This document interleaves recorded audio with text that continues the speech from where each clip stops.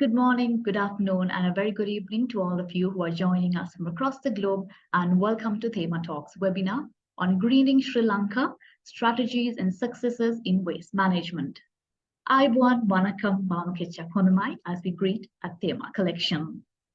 Thema Talks is an initiative of Thema Collection, which aims to provide a platform for experts and participants to discuss sustainability-related topics and share their knowledge and experience. In addition, we focus on creating a platform for collaborations and partnership among different stakeholders to address sustainability challenges and achieve common goals.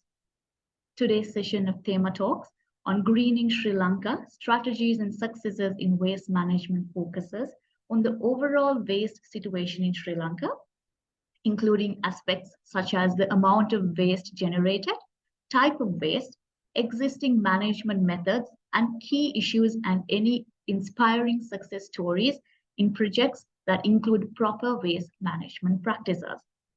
To begin the session today, to give the opening remarks, I invite Mr. Damitha Samarakon, Independent Consultant and Coordinating Secretary on projects to the Minister of Public Administration, Home Affairs, Provincial Councils, and Local Governments. Damitha, over to you.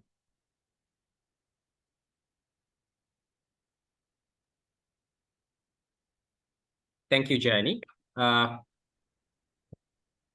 In the sense, actually, more than an opening remark, I would sort of give a background to what's the waste situation in Sri Lanka and how complicated the situation is, which will sort of enlighten you all to see how important it is to take sustainable steps towards handling this critical issue. There are success stories. So following my presentation, there would be some success stories which is already happening in Sri Lanka. So let me share my screen.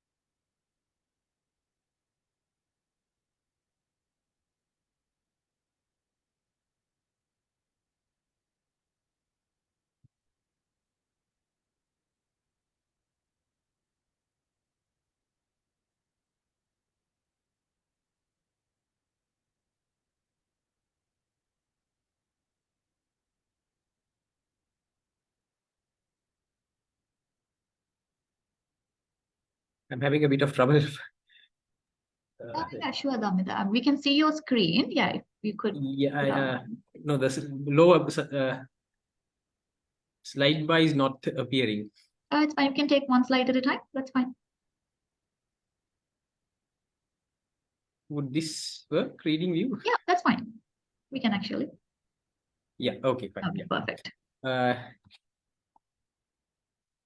Yeah, so briefly, I would, there are two terms that we use, sort of waste and garbage. So what exactly is waste, and garbage is, why do we call certain things waste and certain things garbage is something that we sort of need to understand. As I sort of try to discuss that in my presentation a bit. Yeah, before that, now this is a sign that we also, long ago, about 20 years back, every household, most of the households, when someone entered to your house, you had this sort of a pot with water and flowers on it, which sort of gives you a welcoming message to anyone who comes into that house. That sort of is the resemblance also of prosperity. But now today, even before we enter the house, what we see in a house, especially in urban areas, is this. Right in front of our gate, we have a garbage bag welcoming whoever is coming into the house. So that's sort of the mark of prosperity right now. We have excuse me, in our lives. So this has become such a an sort of a nuisance, and also an important thing that, without doing something to this, it becomes very difficult to live our lives, especially in urban areas. Even in the rural areas, the situation is now becoming even more complex. The thing is, most of the people tend to think, once my household garbage, once I put it into a bag, beyond that, whose responsibility is? Once I hang this outside the gate, we all think it's not my responsibility. And it very easily, most of the thinking is that this is the responsibility of the local government. We think we pay enough taxes to handle this, so they should be handling this. But the real issue is, we are not taking responsibility for what we give out, and the system from there onwards is not geared to take enough action, and therefore we end up with things like this. Every local authority in Sri Lanka has some sort of a, depending on the size, if it's a municipal council, you have huge garbage mountains. If it's a Pradeshi Sabha, it may be some sort of a small land, but still garbage dumps. Now, if we go like this, we will definitely not have land space to live in. We experience one such issue in Mitotamula. That's just one thing, and since it we encountered deaths and broken houses, it became a huge national level issue. But every day, these type of sites, places are creating chaos and disruption to people's lives. So what can we do about it? What's the scale of it? How can we sort of address this? It is the question that is in front of us. I raised the question earlier, what is garbage and what is waste? Waste could be, we all know, like it could be a household or industry. If we don't want something, we have used it, and then there's no usage for me, then that is sort of you can call it waste. But waste becomes garbage when we put everything together. Nobody can do anything with that. The only solution is dumping somewhere else. So this is where the problem starts. When there is waste and when we make it garbage, the complicated issues arises. So what is the sort of scale in Sri Lanka?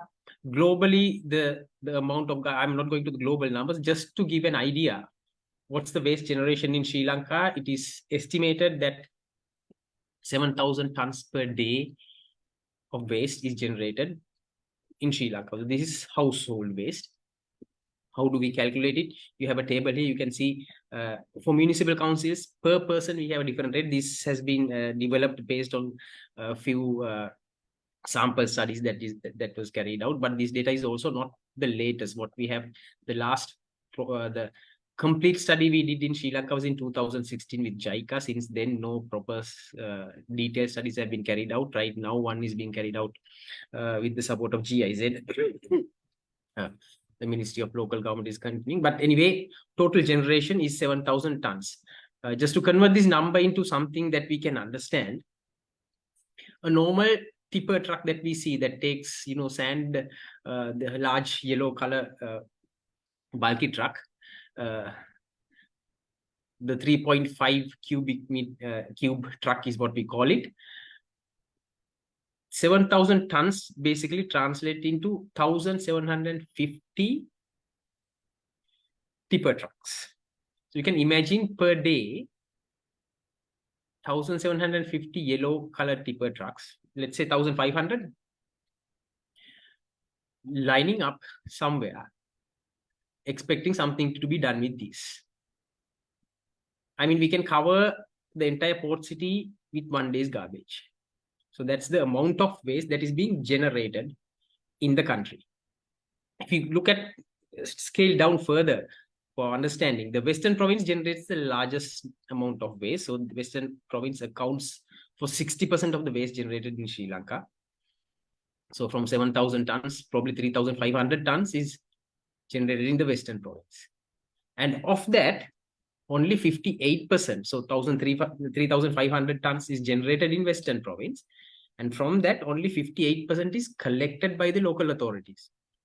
So that's about roughly 1,700 tons is collected. Another closer to 1,600 tons. We really don't know what is happening to that. So this is the situation of waste generation and collection. Probably the province that best collects waste. Every other province collects much less than this. So this is the aggravated situation in our country. And what does this lead to? Where does this lead to? Excuse me. So how this waste becomes garbage is, our waste composition is continuously becoming very complicated. 20 years back, this was just, probably 25 years back, it was just degradable waste and a bit of paper and glass. But today, this 2016 data, again, JICA study, in urban area, 63% is degradable waste, food waste and garden clippings and all that. And another, in urban area, that is only 52.5. The rest is a heap of complicated other stuff like paper, textiles, glass, grass and wood cuttings, soft plastic, hard plastic, all that. So plastic stuff comes up to about 10 to 11% in an urban area. Rubber and leather, metal, glass bottles,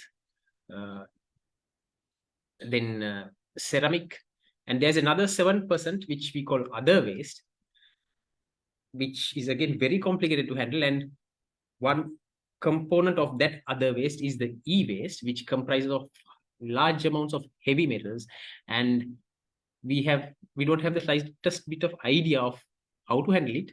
Today probably we'll be talking about it, and the disruption that could be caused by e-waste. Similarly, another component is textiles, which again we don't pay enough attention on how to handle this. So how is waste being treated? You saw my first, the second slide photo, which is the easiest thing that we do is we dump it in places because we have no other choice. We are complaining to the local authorities, but they also don't have any other choice because lack of funds and lack of technical capacity leads into this. And more than that, lack of separation is the biggest problem. If you take Gampha district, part of Colombo, I took Gampha because like they sort of have all possible treatment options that we can think of at a larger scale. So like composting, most of the local authorities do their own composting, like a large scale compost yard or something like that. And a lot of, since Gampha comprises of a lot of households with land, home composting is also happening. And then the highest amount you can see here, since 342 is generated and only 128 is recorded on this, how they are disposing. Rest we don't know. So therefore 186 tons per day is assumed dumped somewhere. Then there's one sanitary landfill, the only properly made developed sanitary landfill in Sri Lanka is in Gampha district, which is in Dompe Pradeshiya Sabha. I'm not taking into account the one in Arwak Kaluvik, because it's also a properly scientifically developed sanitary landfill which is not functioning at the moment due to certain issues. Then Muthurajavela, there is a waste transition site. Part of it is composted, part of it is still actually dumped near the Muthurajavela wetland. Then waste to energy, which is a buzzword that everyone is talking about. Large scale waste to energy plants which are functioning at international standard level. So we have two such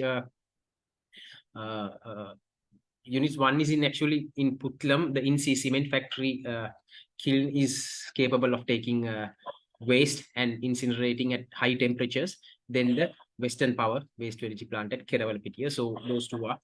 So these are sort of large scale handling techniques we have at the moment. we talk about recycling, so many words, buzzwords are, going here and there. But so what can we do about this, and how should we approach this is the question.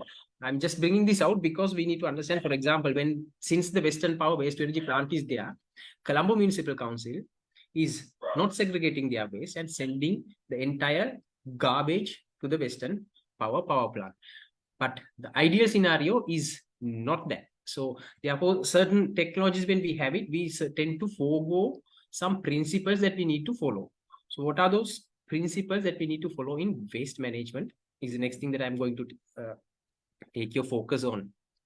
Number one, there is another more prominent thing called the 3R concept. Then there's the 7 steps of waste management and all that. But the key principles that we need to follow in waste management, number one is preventing of waste being generated. So as much as possible, do your best. We need to develop strategies, plans, work on to stop waste being generated. So that's number one. That should be the number one priority.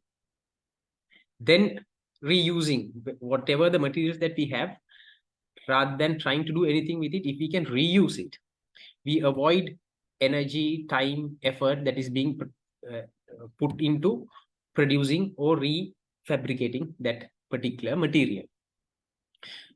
10, 20, 30 years back, the world could have used to produce more. And rather than reusing or refabricating, producing new would have been cheaper. But today, this is not the case. We have more than 7,000 million people living on this planet. And anything new that we produce, we are actually pressurizing the earth by extracting material resources from the earth. Therefore, reuse is the second principle. Third is recycling, do some sort of a change to the material that we have and then take it back to reuse. Recovery is from the collection process, as I mentioned, without making it garbage. If we can sort of segregate into different types of materials, it's very easy to reuse, recycle, or then the other process is recovery. Recover something out of it. Waste to energy is also a recovery process. So the material is burnt and energy is recovered from that, or otherwise material could be biodegraded and recovered as energy or fertilizer like compost or biogas. So once we go through all these steps, and if nothing is possible, the last step is disposal. But in our context, we skip most of the recycling and recovery and reuse processes and go to disposal directly. Even like the Colombo, like the Western Power example that I gave, waste to energy. Now we are skipping whatever the options that we have of reusing and recycling,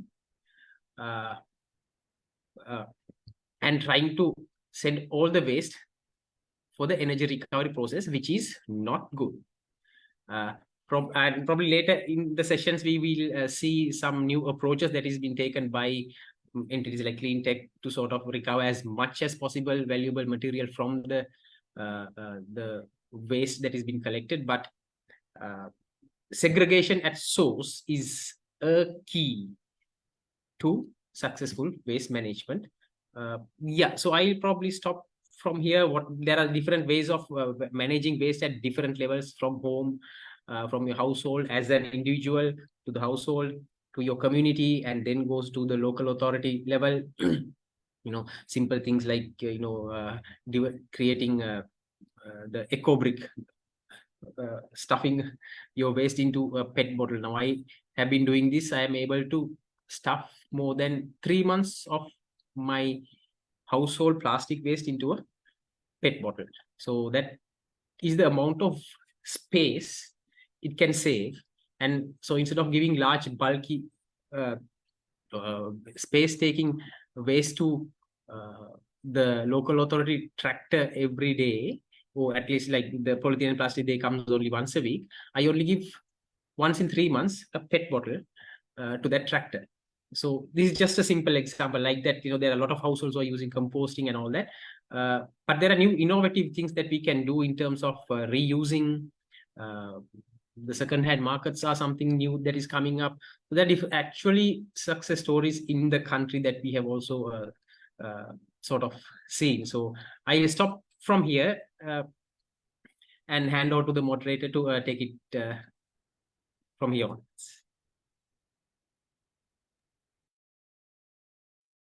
Thank you very much, Damita, for sharing the valuable information with us and all the initiatives we have taken, as initiatives you have taken at home. I think that is where we can start from. It's somewhere within our house, our home. If we can start, I think that will take us a long way. Thank you for that advice sharing with us. I would like to move on to our next speaker, Ms. Savanthi Abhiratna, founder and CEO of Green Life Generation Private Limited. Over to you, Savanthi.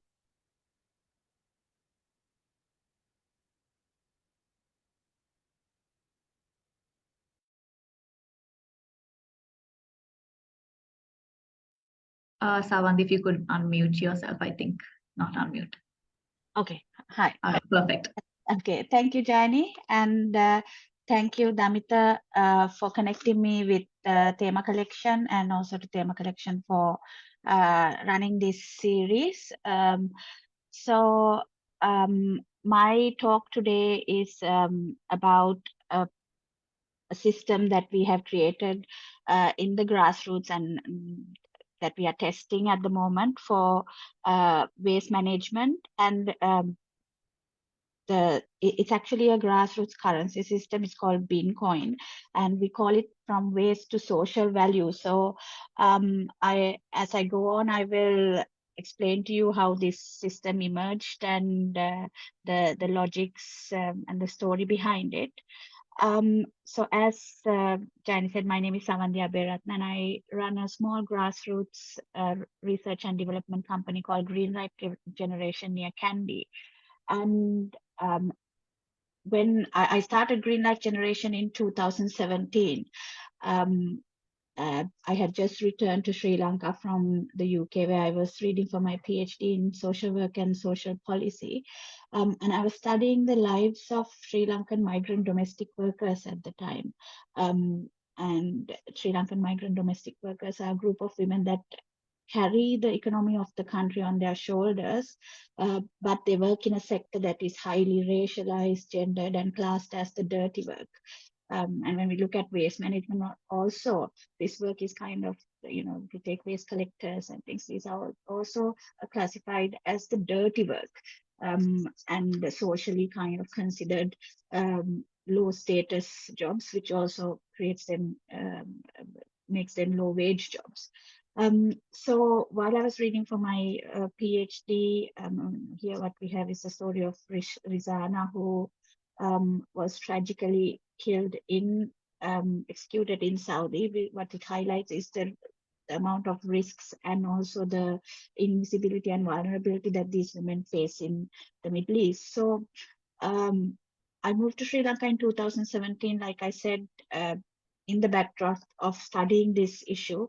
And 2017, as many of you know, is also the year of the Mitotamulla garbage dump collapse, which we can consider a point where we really saw the failure of the waste management system in Sri Lanka.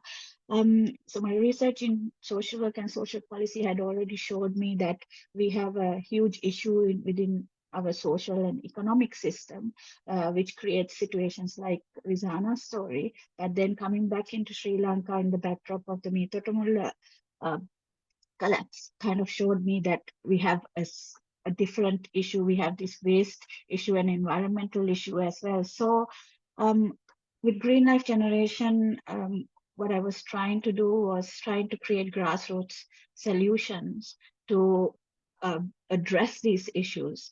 And what the Mitotamulla collapse showed me was that we need to have solutions that incorporate both, incorporate the social, the economic, and also the environment. And that's what we have been doing for the past 6 years. So our work is underpinned by the Sustainable Development Goals, and we see sustainable development as the pathway forward and a framework that can bind all these three concepts together. So before I go any further into what Bitcoin is and what we do on the ground, I'll just show a short video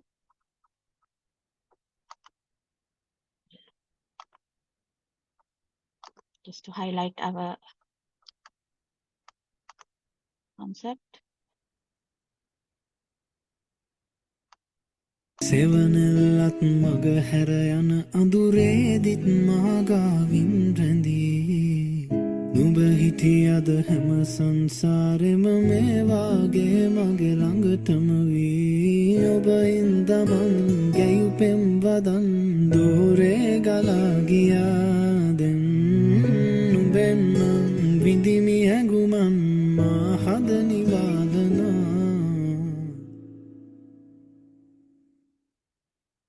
නාසක්කේවිය පිත් අපි හීනවලට යාවී ඒ හැම මොහොතේ ළඟින් නුඹ හිටියුතින් නැති නාසක්කේවිය පිත් අපි හීනවලට යාවී ඒ හැම මොහොතේ ළඟින් නුඹ හිටියුතින් නැති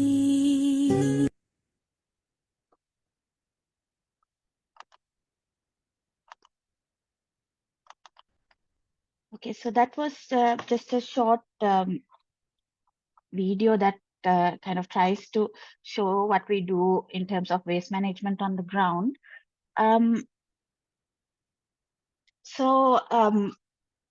2017, when we started addressing the waste problem, we started from an upstream solution, which was upcycling, which birthed our upcycling brand, I Am Upcycled. And we first looked at the problem in terms of what can we do with the waste. So that was our initial strategy, and moving into like a production system from the waste. What we worked on first was construction waste, mainly cement bags and wood, and we started producing things. And the other side of this is again creating decent livelihoods from this waste.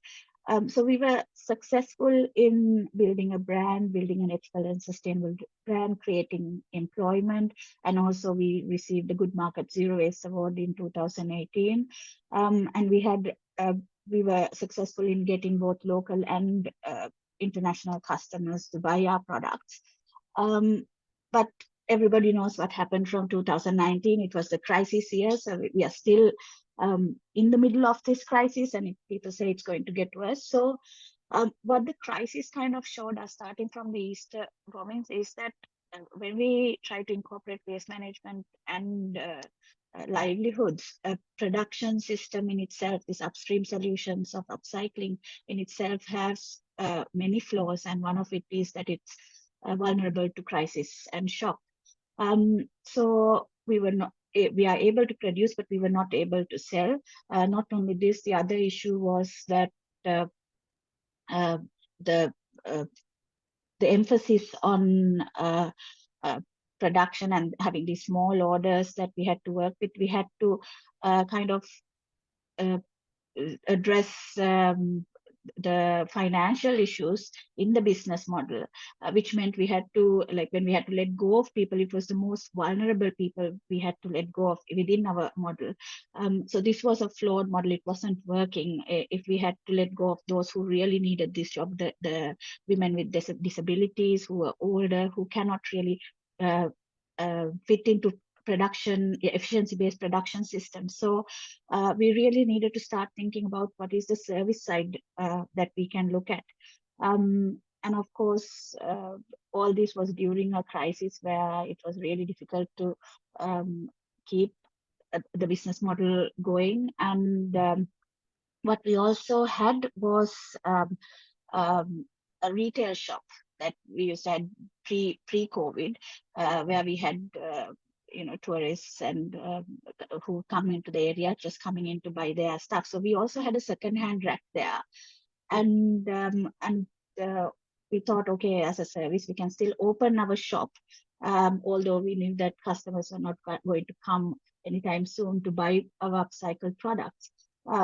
But one of the other things that we also faced during the crisis was a shortage of waste. Now, Damita showed some statistics, and we wouldn't think that we would face a shortage of waste ever in this country, but coincidentally, we faced that as well, because as if you could remember, during the crisis, we had a shortage of cement in the market, and also shortage of milk powder. And coincidentally, milk powder boxes and cement bags were the raw materials we were using at that time for our production activities. And we faced this shortage. So we thought, okay, maybe we can use this retail space we have, which was actually placed in front of the local community school. We thought maybe we can encourage mothers who are, or fathers who are coming to drop their kids in the school, to bring their waste and drop it off at the shop. So then we thought, okay, rather than, because waste has a market value, things like cardboard has a market value at the moment, and we didn't really have the ability to be transacting for money in that moment. We thought, okay, we have our second-hand clothes rack. Maybe we can start exchanging an exchange system where people who come can exchange their waste for these second-hand clothes.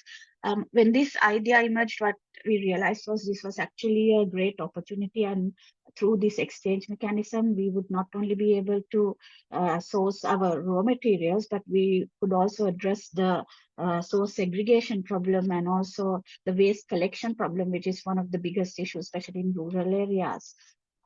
So we decided to give this idea a much more thought, and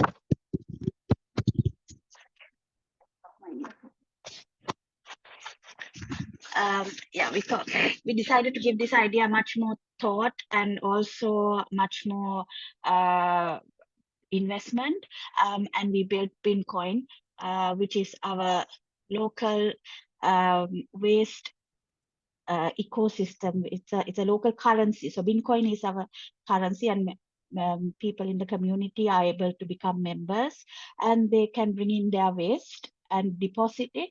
And what they get in return is not money in rupees, which is the current waste management systems that you see everywhere. What they get in return is Bitcoin credited to their account.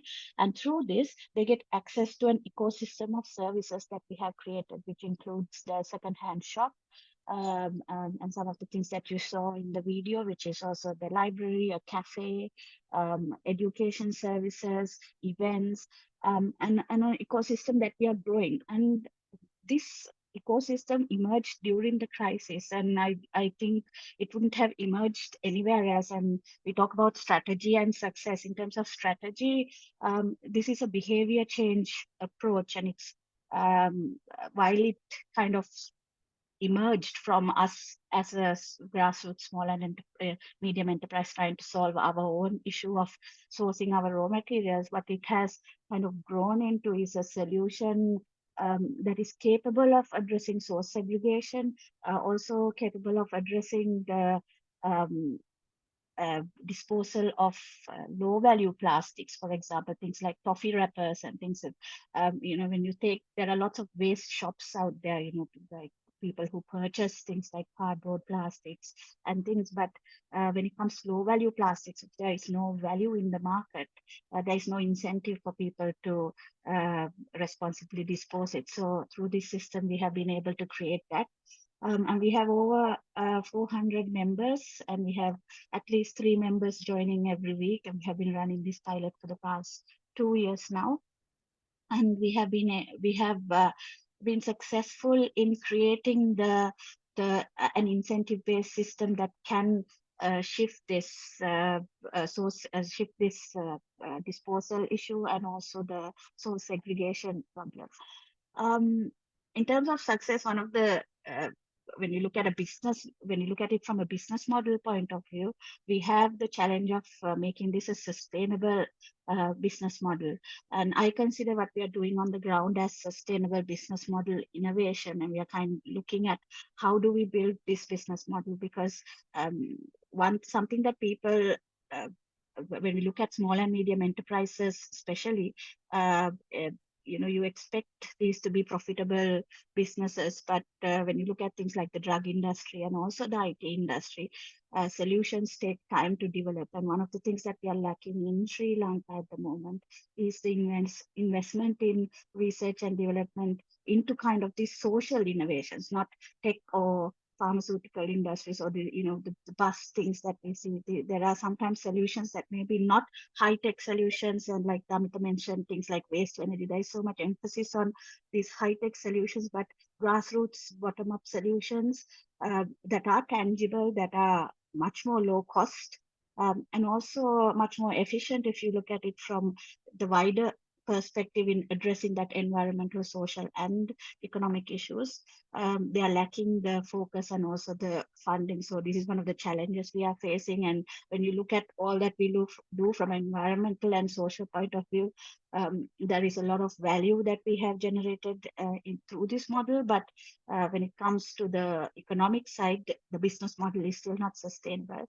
And the pathway that we see is through the Sustainable Development Goal number 12, responsible consumption and production. And for this model to succeed, we need extended producer responsibility. And Damita talked about the word responsibility and responsibility of the consumer. And through this model, we have been able to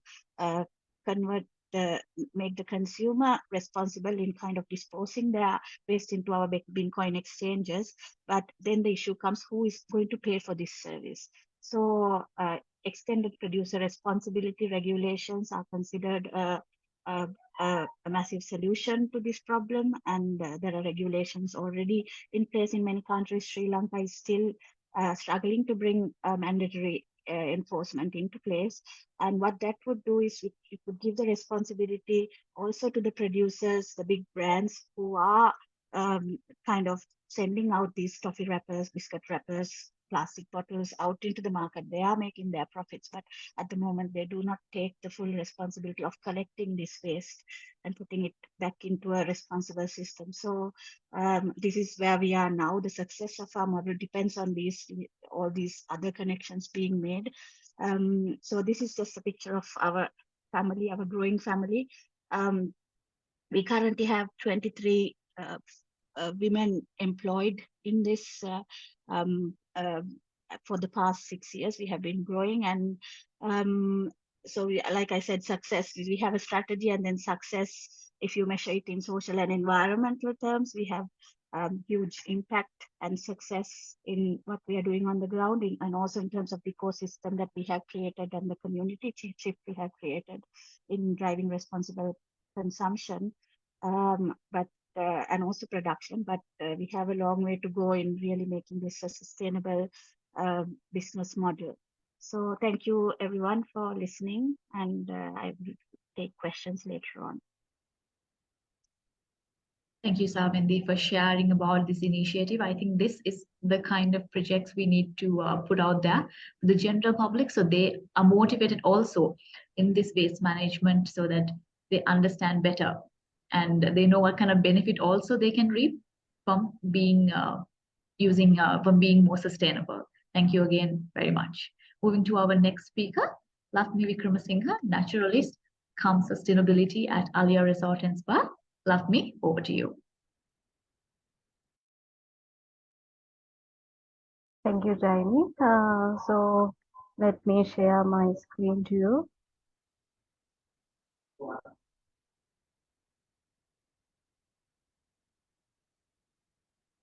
Okay, so good evening. I'm Lavni Vikramasinghe, naturalist at Alia Resort and Spa, Sigiriya. So today I'm going to speak about the paper recycling at Thema collection, the story behind the paper recycling thing at Thema collection. So this is gonna be my content. In today's electronic age, people are starting to consider going paperless. But there is still a long way to go before we lose this very important human product. From newspaper to paper wrapper, paper is still everywhere and most of them are ending up in our landfill. So when we talk about the facts about paper and paper waste, up to now for this year, more than 199 tons of paper has been already produced.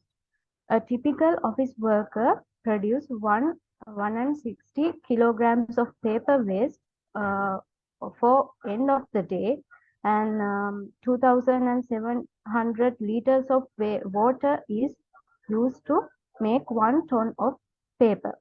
And also with all the paper we waste each year, we can build 12 feet high wall of waste papers.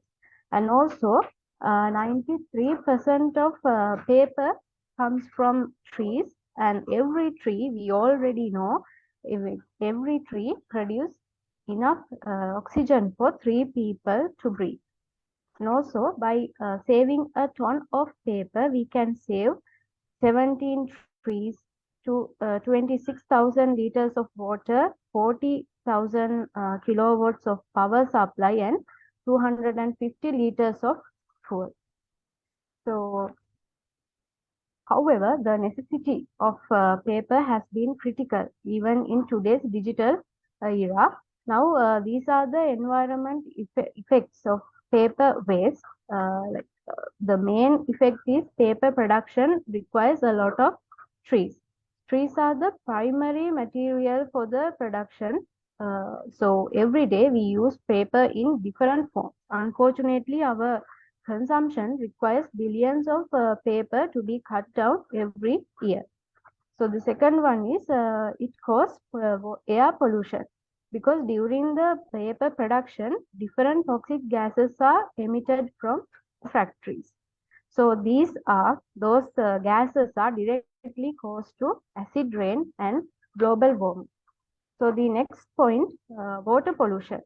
There are so many dissolved elements, chlorine and bleach in papers. If those toxic elements mix with the water bodies, it will harm to helpful microbes and water plants. And the other thing is produce multiple solid waste. Every day, millions of people throw out uh, paper-based products. Some of these waste items find their way to landfill. And the other point is use of energy.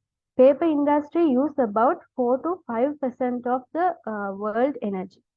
And manufacturers also use different energy uses such as oil, gas, and electricity to run their operations. So one of the best solution for this kind of problem is paper recycling. So what is paper recycling? It is the process of turning waste papers into new products. In our hotel, we have to use some amount of papers to communicate instead of using emails. So our chairman, Mr. Chandra Vikram Singha, came up with a new idea to start a paper recycling center at Alia Resort, Sigiriya.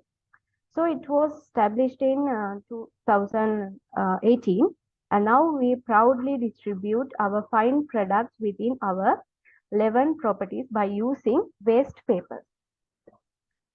So the process is we collect waste papers from the hotel and we separate it into colors. Then we cut those papers into small pieces and we dip it water for 24 hours.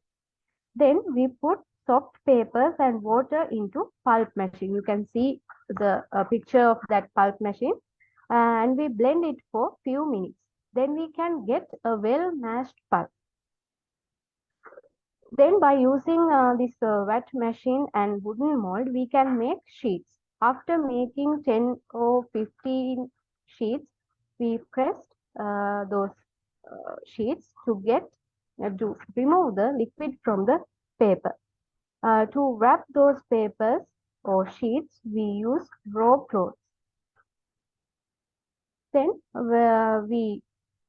after the pressing step, we remove the pressed sheet from the cloth and we let it dry for more than 1 day. It will take 2 or 3 days. After dried, we iron those rough sheets by using this roller machine to get a smooth surface. Finally, we can make these kind of products. So you can see in first picture, that is our white color drip mats, which is made with white color waste paper. And then the baggage tag, file covers. And the fourth picture, you can see some colorful drip mats. That is our latest color drip mats collection. We used natural color, natural dye for produce those colorful drip mats. So the first two, to make those first two, we use finest kino tree barks and South Indian palm tree bark with our waste pulp. And to make that off-white one, this third one, we use biddy leaf tree barks. And the yellow color drip mat, we use turmeric to our waste pulp, waste paper pulp. And the last one, green one, we use jackfruit tree leaves and Malabar nut tree leaves to get that green color. And also we use we make paper elephant as souvenir items, invitation cards, and envelopes as our product. And then we talk about the guest experience based on our paper recycling center. We offer our guests to make their own elephant and paint their elephant by using any colors as their imagination. And also, when we talk about what happened to our other waste in our hotel, we make separate area to segregate glass bottles, cardboard, and tin, beer cans, and other things. So we are using that empty wine bottles and empty oil cans and some plastic bottles for the berry construction. It means we are planning to do a new initiative called Biodiversity Research Initiative for local and foreign students who has the passion to work on biodiversity research. So there is a proposed building for that, and we are planning to use those empty cans and empty bottles for the construction fee. So that's all about the story behind our paper recycling factory and the paper recycling center. So hope you got an idea. Thank you so much.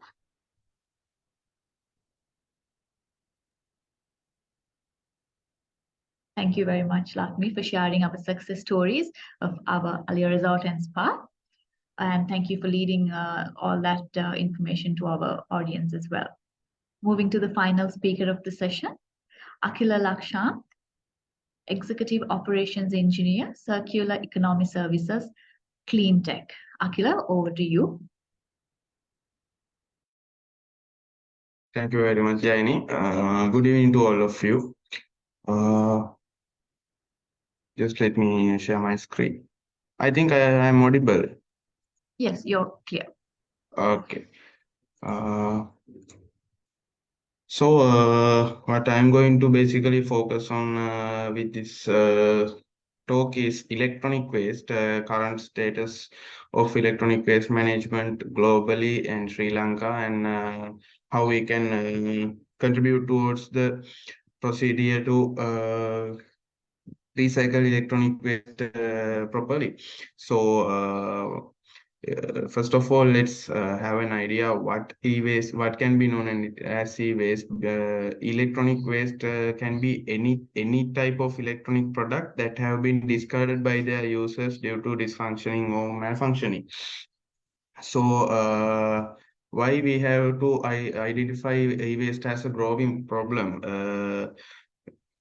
There are multiple reasons: rapid technological evolutions, global level mismanagement, not only in Sri Lanka, and mostly what we have identified in the service and research is that lack of awareness regarding the topic. And also another point is that the high carbon footprint incorporated with the industry of electronics. These are some key factors that we have extracted from e-waste related researches. And by 2023, there is a huge amount of unrecycled, mismanaged e-waste, 347 million metric tons. This capital MT is not metric tons. This is million metric tons. So annually, only 17% of globally disposed electronic waste is recycled, and only 78 countries have a proper legal system to monitor e-waste. And unfortunately, Sri Lanka is not a country in this 78. Sri Lanka is already drafting the national e-waste policy, so we are expecting it to come into the action by early 2024. And country-wise, Estonia, Norway, and Iceland have shown the highest e-waste recycling rates according to their e-waste disposal. And this is a graph I extracted from United Nations, the Sustainable Development Goal report, and according to this, Europe and North America has become the highest electronic waste generators, while Latin America, Caribbean, and African regions have become the lowest regions to generate electronic waste. However, even though Europe and North America has stand out as the biggest electronic waste manufacturers, they also have the highest electronic waste recycling rate. So Europe is home to some of the biggest electronic waste smelting refineries in the world, like Umico, and Germany has a number of electronic waste recycling factories. And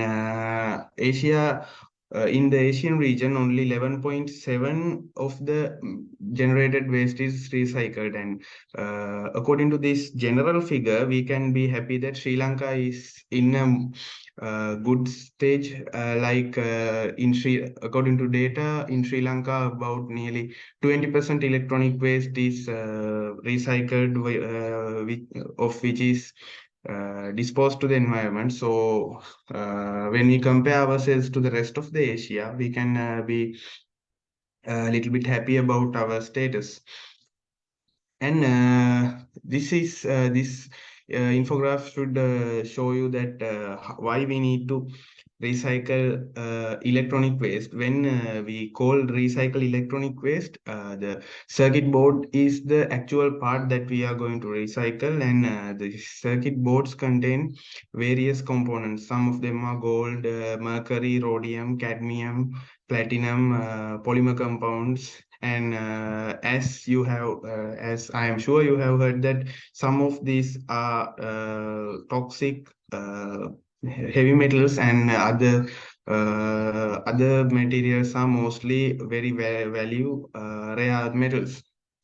So if we consider one by one, gold is a precious metal which has an increase in demand, but is still it is not considered as a scarce material. And it is the uh, same scenario with silver. But when it comes to rhodium, rhodium is extremely precious and it is scarce. However, on the other hand, mercury, cadmium, and hazardous polymer compounds, they have various bad effects towards humans and environments, like cancerous, natural water body destroyers, chronic disease causes. And therefore, we need to be careful when handling electronic waste, because if we simply drop some electronic waste to the environment, it can actually a very small amount of mercury can destroy an entire underground water body for area. So due to these facts, we have to be very responsible when disposing electronic waste. And actually, electronic waste is truly a resource. Circuit scraps are very abundant at the moment, and in the developed countries, there are refineries to refine rare metals from this circuit scrap. Most of the refined metals are gold, silver, platinum, palladium, copper, and also rhodium.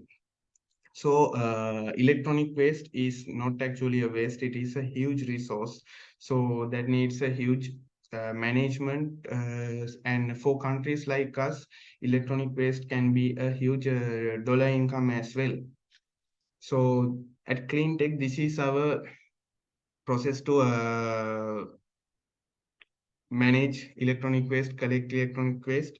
So I have shown it in a circular process. Let's begin with collection.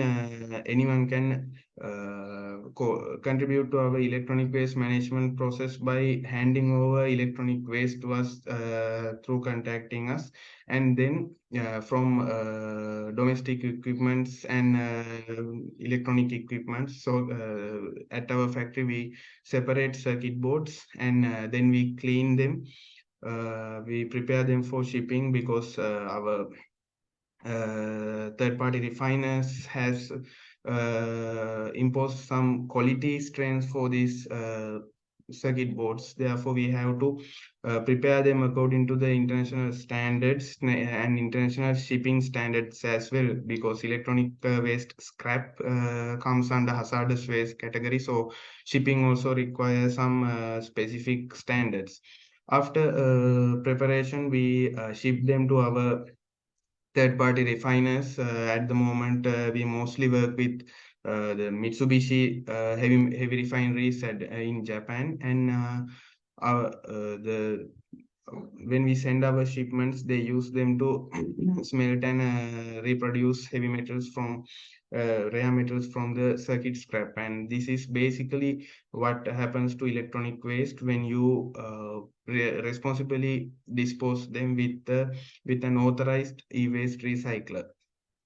So this electronic recycling process has some tangible benefits as well as intangible benefits. So if we discuss about tangible benefits, sustainable manufacturing practices and forex income. When it comes to forex income, it is huge untapped forex income from an industry, because what we are shipping is waste. We collect them as a waste, and what we earn is dollars. So when it comes to intangible benefits, we can directly point out environmental conservation, entrepreneurship opportunities, ground level job opportunities, and when it comes to entrepreneurship and ground level job opportunities, we have experienced that there is a lot of ground level collectors who tend to collect electronic waste and sell to mass scale recycling companies like Clean Tech and other electronic waste recyclers in Sri Lanka.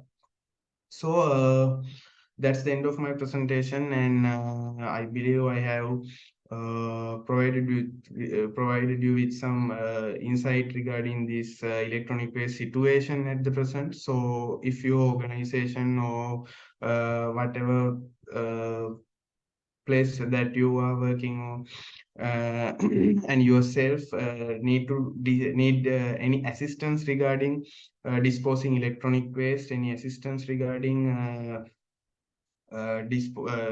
joining this electronic waste management program, you can contact us with the hotline that I have shown you in the display. So I think it was a fruitful session to listen to. Thank you very much.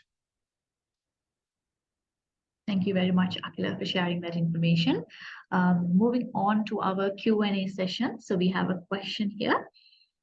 In 2017, 2021 and 23, the government imposed multiple bans of single-use plastic products, but still we see all those products in the market.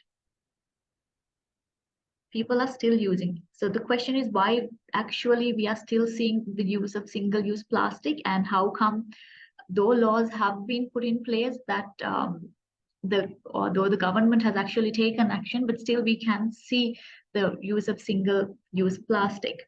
And if one of our panel of speakers could add to this, Damita, if you could add to it. And we also have one of the other members from the audience adding to it, I think. The reason why we see this single-use plastic is no effective, suitable alternative to replace single-use plastic products currently. I think that's one of the challenges we are facing. I think our panel could give us as to why we still see single-use plastic irrespective of this ban imposed by the government. If one of our speakers could give a quick answer to that.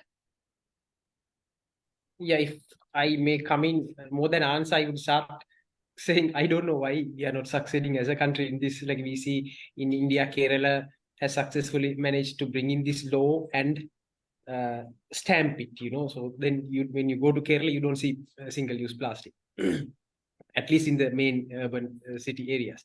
So why we have not been as that given by, I think it was Praveen who has given the answer, like lack of and one thing is lack of enforcement. We bring in laws without really thinking how we can enforce it. Now here we bring in the law, but like the Central Environmental Authority does not have the capacity to punish or penalize the people who are not adhering to the law. So that's one area. And I think that the third one is like this is an opportunity for the other alternative businesses. We are not taking it up. So the lack of entire entrepreneurial spirit in the country is also leading to this. The law has given you the opportunity, but we are not taking. We are still letting it go. So that's another reason I think is sort of leading to this. Quite unfortunate, but we hope hopefully in the future this kind of laws will be taken seriously and our citizens will obey by it. Moving to the last question. Thank you very much, Namita. Akhila, this one is for you. How do we talk about e-waste management in the context of increasing hybrid electric vehicles? And there's a part two, is there an incentive program in place like Bitcoin where customers can hand over e-waste? Akhila, if you could give us an answer for that question, please. Yeah, sure. The situation regarding hybrid and electric vehicle is that those are not entirely popular in Sri Lanka yet. If we consider about hybrid vehicles, there is a plenty of hybrid vehicles, but for hybrid batteries, currently, usually what happens is they usually replace it.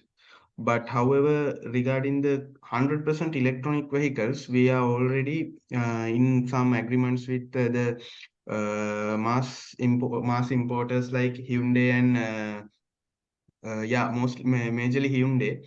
And we also have discussed with some Chinese companies for this battery export scenario.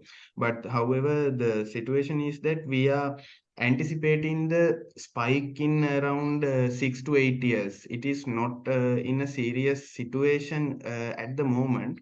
We are expecting the situation to spike in around 6 to 8 years, and happy to say we are extremely prepared for the situation, and we are already in talks with another car battery manufacturer who operates in Sri Lanka. Unfortunately, I can't unveil the name yet because those agreements are not finalized yet.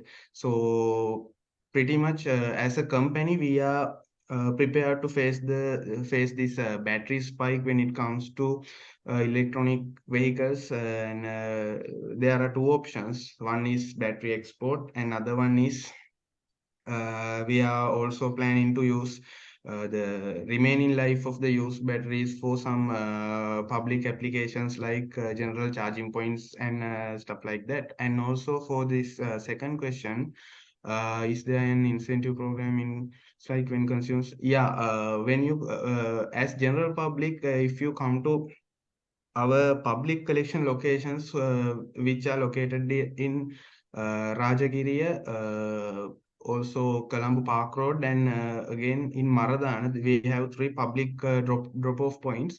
Then if you drop off your electronic waste and at these drop-off points, we have a system to pay you back some amount. This is not a huge amount, but it is according to the scrap value of the materials. And there are still some things we don't undertake like CFL bulbs and all styles CRT monitors. Other than that, if you drop off something at that location, you will get a monetary benefit according to the items that you hand over. Thank you, Akila, for that. So initially speaking, we have taken the first steps of all this. It's a matter of continuing it, and there is more potential for us in collecting e-waste. And I think as Sri Lanka, there's a long way that we can go with all these steps taken. Thank you once again. I would like to extend another round of appreciation to the esteemed panel of speakers of today's session, Damita Samarakon, Savendi Aberatna, Lakshmi Vikramasinghe, and Akila Lakshan. Thank you for joining with us today and sharing these valuable insights and information. That brings us end to the webinar of today's session. For more information on our sustainability journey, you can visit www.themacollection.com and also follow us on our social media pages by scanning the QR code, where we post all of our sustainability activities and projects. If you do have any further questions or would like to collaborate with us, please do email us on mgr.sustainability@Thema Collection. Looking forward to seeing you again in our next webinar. Remember to stay connected until then. Thank you once again for joining with us today, and thank you once again for our speakers.